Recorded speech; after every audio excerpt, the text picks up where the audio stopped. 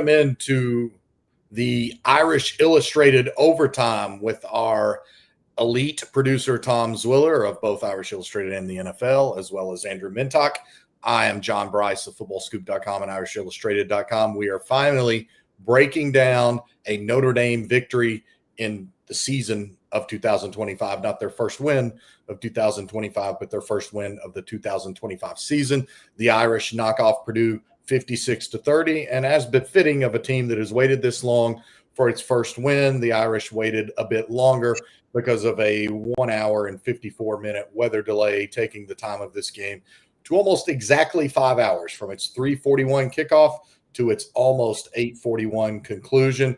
Drew, welcome to the show. Let's dive right into your immediate overall impressions. Before we start to dissect and pick apart this victory, what are just your first thoughts on Notre Dame breaking through with a dominant win against against Purdue, even though some holes were displayed? Yeah, I think the story of the game is just the offense. Obviously the 56 points kind of speaks for itself. That includes a 100-yard kickoff return by Jadarian Price, but Notre Dame produced 535 yards of offense, and that's after, CJ Carr was done by the end of the third quarter. I'm sure we're going to talk a lot about it. Incredibly efficient. He started off with a 66-yard touchdown pass to Malachi Fields that, kind of effortlessly threw it 55 yards through the air on that, and then just stayed super efficient, 10-12 for, I think it's 223 yards. Just, it's kind of incredible to see how he's progressed in just 3 games and kind of how that helped set up, the entire offense. It helps that you're playing Purdue and not Texas A&M for the run game, but you just really saw the more comfortable he looked, the way it just enabled everyone else to kind of go. And the offense really just continues to look good. Before we get to the ugly stuff, and unfortunately for the Irish, there was plenty of ugly once again on defense, I want to piggyback on your comment about the offense and the special teams. I just did the quick math, and again, math is not my strong suit. Math is why I'm a journalist.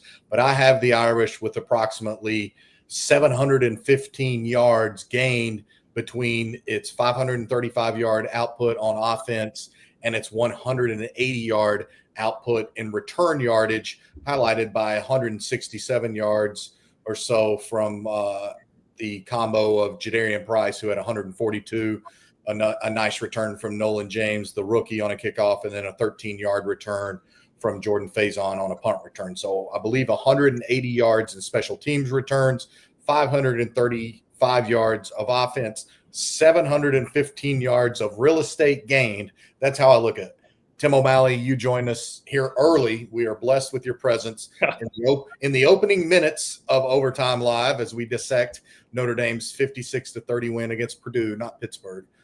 They'll get that win later. But 56-30, 715 yards of real estate gained. Your initial impressions, we just heard from Drew Mentock, and we know that you also visited on instant analysis as well.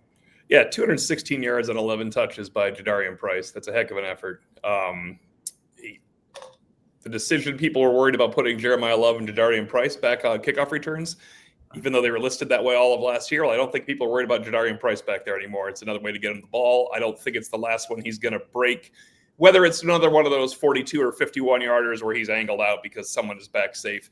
He's an impact player there. I asked CJ Carr specifically if he had to recalibrate it all. I'm not sure I used the right word, but after he fumbled and Purdue, I almost said Pittsburgh too because you said that, and Purdue scored on a field goal, he'd only thrown 4 passes coming out into the second half, and I was just wondering kind of what his mental state was. But as he quickly pointed out, he said, I'm in charge of the run game as well. I'm in charge of all the checks. I'm in charge of who gets the ball. He was very much involved in, 7 touchdowns in your first 7 possessions, not including Price. That's all that matters for a quarterback.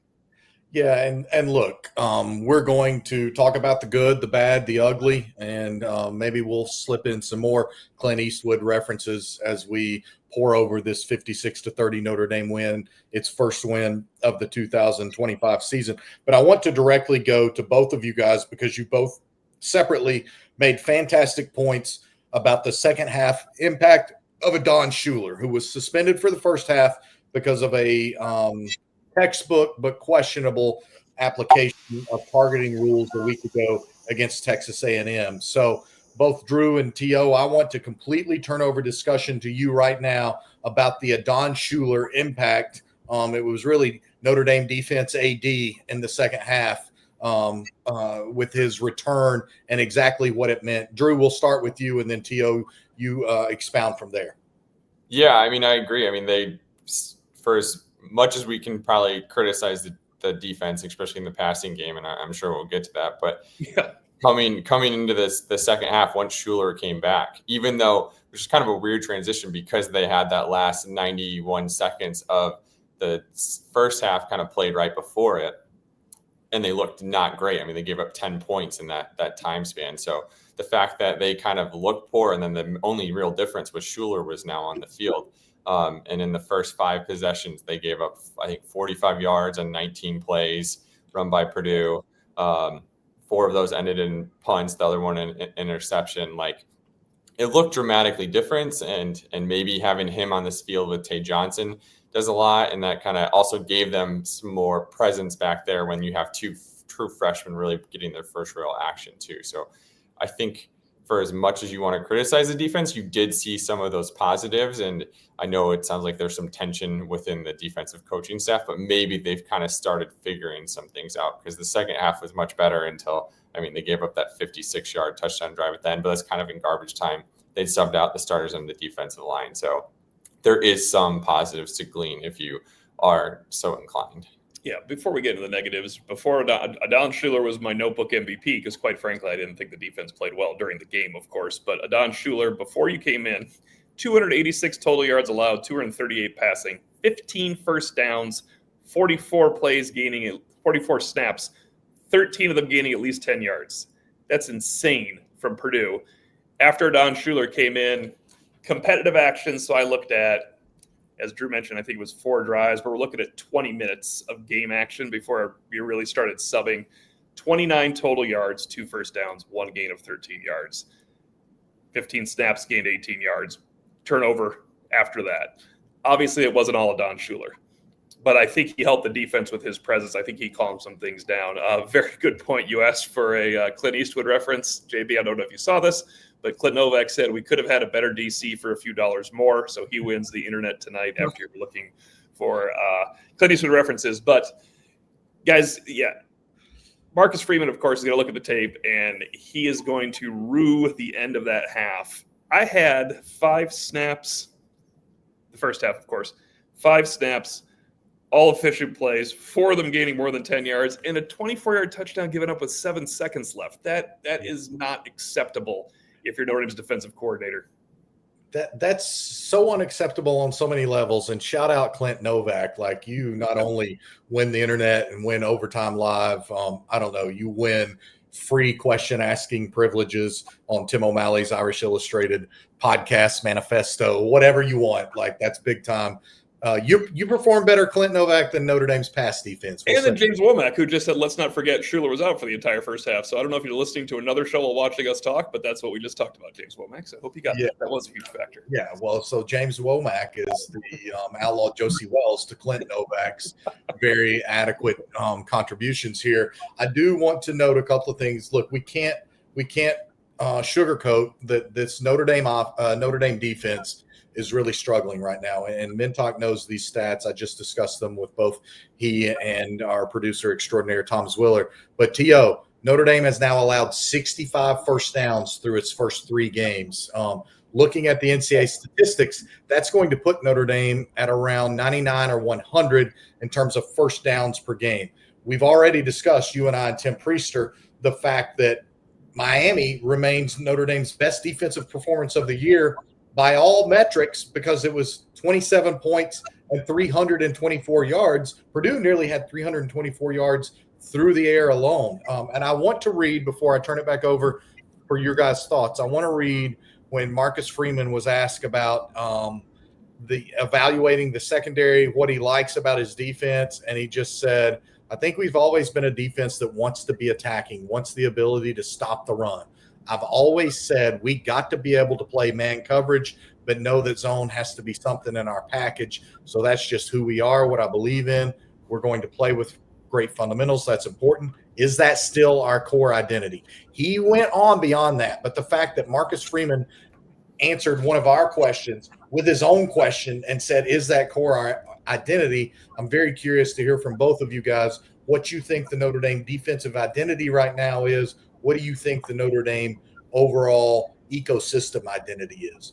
Yeah, I mean, I don't think it is. I mean, you look at even, obviously they played two tough opponents to start the year, but they came in, I think 103rd in pass efficiency defense. I don't think that's going to really improve after tonight. And that's a category they led each of the last 2 years. So I don't think that, and they have played well against the run, but in modern college football, you want to be the Al Golden, where maybe you're not always dominant against the run, but you're great against the pass. Like, that is how you do well in today's game. And Notre Dame's kind of seems like they're fine flipping that a little bit. And that's just not really seeming to get it done. So I don't think that is their identity right now. Drew, that's a great point, because I leaned over to you during the game and there's like 11:09 left and Notre Dame was up 56 to something. I said, all right, I'm going to stop charting. So that was 11:09 mark of the fourth quarter is where got a little bit of garbage time. You started rotating 4 defensive linemen all the time. You had three and a half string defensive linemen in there. They had a four designed runs that were efficient runs, Purdue, in this game up to that point. 4 out of 20 carries. And yet they still had all those explosive plays. So that illustrates Drew's point. Like, Notre Dame is stopping the run. They're limiting large gains. They're not getting gains with more than 15 yards at all this season, but you're still giving up giant chunks. And obviously you don't want to start ceding plays in the run game as well, but they played pretty good rush defense against Miami. Miami was efficient, and credit them for being so focused on staying efficient. A&M, this sounds really funny. It's like, other than that, how did you like the play, Mrs. Lincoln? But Le'Veon Moss, other than his 3 touchdown runs up the middle, they held Texas A&M's running game in check as well. And they destroyed Purdue's running game, and still were complaining about the defense with good reason. So, Drew, you're really onto something, that you have to tighten things up in the pass game, because just playing solid rush defense when 15-yard chunks are available everywhere isn't going to get it done, especially going down with Taylon Green in Arkansas. Yeah, so, and you're not facing Jeremiah Loves every week either, or even Jadarian Prices, where you let them get a little space and they're going to break off those big plays. Like, I don't know, like you mentioned Moss, like, he's not going to kill you for big gains consistently like that either. They're not. I don't know. I don't feel like they've played those type of explosive backs. Miami, this time, then it would be a little more excusable. But you're kind of going against these kind of hard nosed between the tackle running backs who shouldn't be that big of a big play threat, and yet that seems to be their focus almost.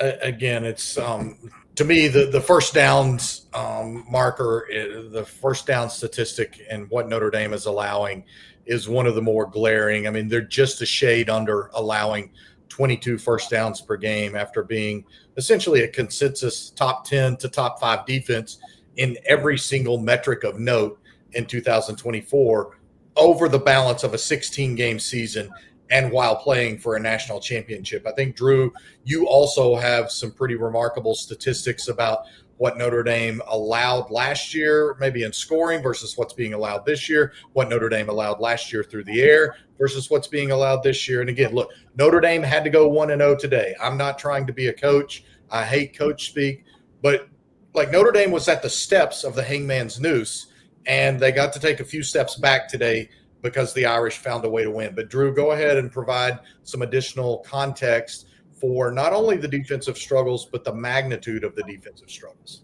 Yeah, I mean, Notre Dame only gave up 15.5 points per game last year, which ranked 4th. And that's after going through a 4-game playoff run where they were playing all these top 10 teams. They added this extra level of difficulty. They gave up 30 points tonight. They didn't give that up against Georgia last year, Penn State, Indiana. They did much better against some of these top teams, and that's kind of what we came to expect. Whereas now, I mean, I don't know the exact number, but they're giving up over 30 points a game. That's probably double what they gave up last year, based on that tough of schedule too. So, and I kind of touched on the passing stats earlier, but they were number 1 in pass efficiency defense, which I think is the category they probably cared about the most in terms of that. And now they're 103rd, I think I said earlier, and wouldn't be surprised if they're a little worse today. I mean, I think that Purdue had a few trick plays, so the three passers combined for 63% completion percentage. Like that was like the upper echelon of what teams used to do last year. Like that was a really good game outside of Will Howard in the championship. And it's not just last year. I mean, they were number one in 2023 in pass efficiency defense. That's that long of a streak for Notre Dame playing that good of defense. Now, they did not play fantastic quarterbacks last season. That is totally fair. And then, you threw in Army and Navy who had efficient passing games because they got yards from it. But they were you still didn't see these mistakes. If Christian Gray got beat, he got beat by a great player. There wasn't guys pointing at each other the whole time. And I thought there was an interesting dynamic in the press conference today. I believe it was Jack Sobel asked Freeman about the miscommunication, and maybe people with their hands up wonder what was going on. If there's confusion, not miscommunication, if there's confusion, and he didn't feel like there was any, or not enough. I felt like there was plenty in the first half. You can't tell by every minute of body language, but it's going to be interesting to watch that back because I felt like there was clearly something wrong in the secondary. One more thing to just sort of drive home the point about how disparate this Notre Dame defense is in terms of just getting its butts off the field. Through 3 games a year ago, the Irish had allowed 39 first downs. Again, we're sitting on 65 through 3 games this year. That is a massive differential of 26. But beyond that, I think it's important to note only twice in a 16-game season last year did Notre Dame allow more than 20 first downs in a game. Only twice. USC and Ohio State. That's it. So they went through their first 11 games without allowing more than 20 first downs. They only allowed more than 20 twice. They're averaging allowing almost 22 per game this year. So that's where we're at on defense. I do think I do completely, wholly agree with Marcus Freeman tonight saying that there's some growing pains, but they will absolutely be better. Mark Zachary and Dallas Golden got a spring practice and then some's worth of experience tonight. They did so much good for the long-term development of their careers, and it's important to note they did that. They made some plays. Notre Dame won the game. Notre Dame had to win the game. I do think that those are important elements. Now, we've talked about explosive plays allowed. I would like to shift. Again, this is Irish Illustrated's Overtime Live with Drew Mentock and the veteran Tim O'Malley. I'm John Brice. They're both of Irish Illustrated. I'm fortunate to be of Irish Illustrated and FootballScoop.com. But again, we've talked explosive plays. Let's talk explosive plays for the Notre Dame offense because it was legit. It was C.J. Carr actually saying, Marcel Reed, I see you, and I'll beat you this week in terms of average yards per completion. Gentlemen, the floor is yours. Just looking at, Stat Broadcast kind of organizes big plays based on, I think passing it's over 15, runs is over 10, and Notre Dame had 14 of those. And some of those were, as you mentioned, 3 went over 40 yards for touchdowns. One was that 66-yard touchdown when we started off the game. There was just an incredible amount of efficiency from Notre Dame. And going back to Carr, it's just incredible how comfortable he looked back there. Even just some of those outs, he'd make the quick read. He'd hit Jordan Faison in stride so he could pick up an extra 5 or 6 yards. Just that level of accuracy too. I think you really see how that contributes to that efficiency and big play because you don't have those instances where guys are slowing down or kind of awkwardly adjusting to the ball. Even on those 2 deep touchdown passes, they kind of hit them in stride. So those weren't in the end zone. They had to run the rest of the way, and he kind of set them up to do that. And I think you're seeing that a lot of ways. And then obviously when you get Jadarian Price and Jeremiah Love some space, they can kind of get away from anyone. And not including when Minchie came in, I tracked the 10-yard gains as well as long as they gain first downs because I think that's a nice chunk when you run for 10 yards. 18 of those, which is what Texas A&M had last week against Notre Dame. You had Jeremiah Love with 7 first downs or touchdowns, Jadarian Price with 6, and Jordan Faison with 5. All of them, of course, scoring touchdowns. Well, they combined for 6 touchdowns between the 3 of them. 7 touchdowns if you count the kickoff return. And it does count. I like to say when people say, do you count the kickoff return? The 100-yard kickoff return touchdown, I do count that when football games are played. So I think that's a big deal. But Notre Dame's offense, on top of that, guys, I have never seen this before, and it got a little skewed in the fourth quarter. 2 run stuffs through the first 50 minutes of the game suffered. One was on the second carry. and one was at the goal line where Jeremiah loves, but he jumps, but he scored on the next play anyway. That's incredible because it was run stuffs are us for those first 2 games. You would see Love and Price were getting hammered at the line of scrimmage far too often. And here's one thing I do want to bring up as we continue with the offense with Andrew Mentock and Tim O'Malley here on Irish Illustrated Overtime Live, and that is 183 combined yards on, I believe, 7 receptions for the duo of Malachi Fields and Jordan Faison. Fields with the early dagger, Faison with more than 100 yards receiving, I think for the first time in his career. But I don't think we've probably seen a tandem quite that effective since Chase Claypool and Chris Fink, gentlemen. And obviously, there's a little bit more top-end ability overall when you talk about Malachi Fields and Jordan Faison. Drew, let's start with you on what Notre Dame was able to do with its throw game, but particularly the continued emergence of Faison and Fields as clearly CJ Carr's top 2 priority targets.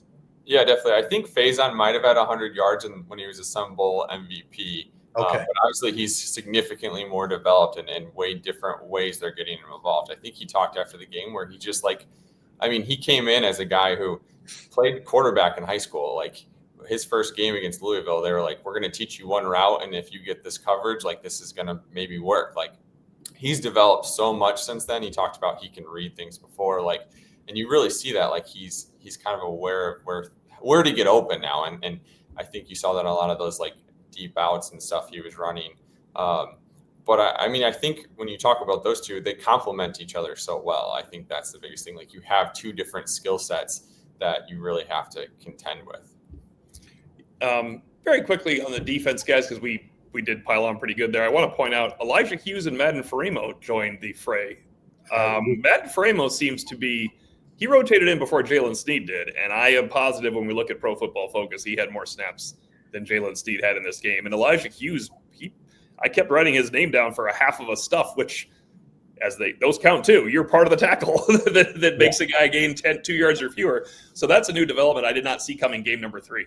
Yeah, and to be fair, and we opened saying we definitely want to speak a little bit more in depth about Madden Farimo because of his impact. Obviously, he's only 3 games into his collegiate career, but this by far the greatest depth of impact that he's had. Yeah. But to be fair, 5 TFLs for the Irish defense, which is more than it had total through the first 8 quarters of the season. 2 sacks, which matches what it had through the first 8 quarters of the season. Madden Farimo technically listed with just 1 tackle and 1 pass broken up. That PBH or PBU, by the way, led to an interception, which led to a score. Drew, your first thoughts, and then we'll go to T.O. about the impact of Madden Farimo tonight and just seeing Notre Dame identify another linebacker with great speed and athleticism to put on the field. Yeah, I think the biggest thing is, we talked about PBU. It's not like it was one where he was in coverage on that receiver and he had him well covered. That wasn't like he was just happened to be in the right place. He was covering the guy. And I think it's interesting, O'Malley and I, as you mentioned, sit next to each other and we're kind of talking as Dallas Golden kind of seems out of place and stuff, we're well, maybe there's Jaden Osbury, he can cover a little better, but maybe you do leave a guy who's more experienced and maybe isn't as fast, but kind of knows that thing. And it is kind of interesting to see Madden Farimo kind of come out of nowhere and be man, maybe he can do some of these things that would really help the defense in their pass struggles, which I wouldn't have necessarily expected from a freshman who he came in as a top 100 guy, but he came in as a 6'2", 6'3", 235 pound, already put together linebacker, but not necessarily somebody I'm oh, he's going to be ready for coverage. Usually that's the thing I would think would keep him off the field, but he showed a lot there. And I think that is just going to help the rotation. Bowen didn't play as much as usual, but that's not a benching situation. It's part of the rotation now. But yeah, adding his skill set is huge, and Elijah Hughes is important. I actually think you may end. I know Devonta Smith, if he's back next week, will probably start over Dallas Golden, just because there's a lot more growing pains coming for Dallas Golden. As we say, growth isn't linear in a young quarterback. Why would it be in a young nickel? But I think Dallas Golden is your 1B at this point going forward. Carson Hobbs did not play tonight, to my knowledge, at all. We believe he's been moved to backup corner at both spots for Gray and Zachary. But Gray and Zachary, there's 70 snaps in this game, I bet you 75 snaps. Maybe I bet you Gray and Zach are involved in 69, 70 of those snaps. So good for Mark Zachary. Really positive for Dallas Golden to be able to make that play. The pick was a nice play, and of course the tip that led to a pick. But I think they desperately need Leonard Moore back next week going into Arkansas. I know we don't want to start previewing Arkansas right now, but it's a pretty big deal. They have a veteran like that on one side of the field. And then you can see maybe Zachary can spell Christian Gray at some point to the field. Actually, T.O., I was getting ready to guide the conversation towards Arkansas. If we don't have any other points that either of you guys want to make on tonight's game. Drew, you look like you have some commentary. I think just going back to Jeremiah Love, this is a new career high for him. He had 157 yards and 19 carries, 2 scores. His previous high was, I think, 136 yards against Virginia last year. So I feel like with as much as we talked about the offense, they really have been giving him carries ever since that Miami game. People were critical. And I think he's so talented and does so many special things so often. He's easy to overlook, but this is, statistically his best or most productive rushing game we've seen from him. Well, and I would note, and I think we talked about this on the pregame instant analysis, and we certainly talked about it last week, the combined volume of touches for Jeremiah Love and Jadarian Price. 28 combined rush attempts for those two tonight. You add in the 2 kickoff returns, 30 significant chances to impact the game for Jeremiah Love and Jadarian Price. They responded in a massive way with the combined 6 touchdowns. And by the way, as we know, they set a goal of accounting for at least 200 rushing yards per week. They finally did that this week. They went well beyond 200 rushing yards between the two of them. T.O., anything else before we do? I want to shift briefly to Arkansas, a couple of nuggets here. Yeah, I want to hit Arkansas too because James Womack has popped back in the chat. Arkansas, I didn't know. I saw the end of the game and how they lost. If you want to be an upset fan, that might be the team right now. But Arkansas gave up 290 yards rushing and 3 touchdowns today. The fumble by Arkansas to lose that game is egregious. That is a devastating way to lose. I don't know what it means for them. I don't know if it affects anything for the Notre Dame game, but that's a devastating way to lose for Arkansas. I bet it affects Notre Dame a little bit that Arkansas lost to Memphis, I suppose, as the season progresses. Yeah, I think there's some impacts both in schedule strength and all of that. And I think there are some residual impacts as it concerns the impending matchup less than 7 days away. Number one, great note by James Womack to point out those stats. I didn't have those. What I did have was that Arkansas choked away an 18-point lead today. Yeah. Now, to Memphis' credit, that's its 4th consecutive home win against an SEC opponent. Ryan Silverfield, that spans 2 coaches, by the way, Mike Norvell and Ryan Silverfield. I think Ryan Silverfield has a great chance of being a power conference head coach next year. I'd be a little bit surprised if not. He's coming off of an 11-win season and now has the Tigers rolling early this year with another win against an SEC opponent. But I want to tell you this. I said I wanted to transition to Arkansas just because of this. I've already been hearing tonight from SEC people, SEC people close to Arkansas, hey, what are you hearing about us? What's our job security? What's the job security look like at Arkansas? So those are the conversations that are already being had because as we've talked about at length on the Irish Illustrated Insider podcast for sure, we've noted for several weeks now, there's a great chance that Arkansas could and would be 2-2 when it hosted Notre Dame for a kickoff before noon. I think that's great news for Notre Dame. That's obviously tough news for a guy that I respect greatly in Sam Pittman, but things are not good in Fayetteville. Notre Dame put together some key pieces tonight, gentlemen. Yeah, I think you go back to, I think when we had Ty Washington talk to us in August, and I think maybe he said some things that were pretty critical of Arkansas and their culture, especially offensively. He's got dismissed from the team last year. He could be a little disgruntled, so take what he said maybe with a little bit of a grain of salt. But I think to add to your point, it's not good when you have maybe those concerns, and then once you go 2-2, those type of things can really come out, especially if people are starting to worry about their jobs or players are starting to worry about what am I going to put on film to transfer next year and stuff. If they start getting a little too individually focused in modern college football where there is that type of movement, it could have an impact, certainly. I think it's a great point because if your culture is being challenged and you're 2-2 and you lose in one of the worst ways possible, let's not forget they also gave up a wildcat run on 3rd and 8 where it was humanly impossible to stop the backup quarterback that came in and ran through the heart of the defense that could have gotten the ball back. So if you have a culture issue, your leadership, what do we say? Leadership's tested when you're 0-2. Leadership's going to be tested at Arkansas right now at 2-2. Absolutely. All right. That's going to conclude this week's Overtime Live edition for our ace producer, Tom Zwiller, for Andrew Mentock, for Tim O'Malley. I am John Brice. This has been Irish Illustrated Overtime. Until the next one, enjoy this one. Notre Dame has its first win, 56-30 against Purdue.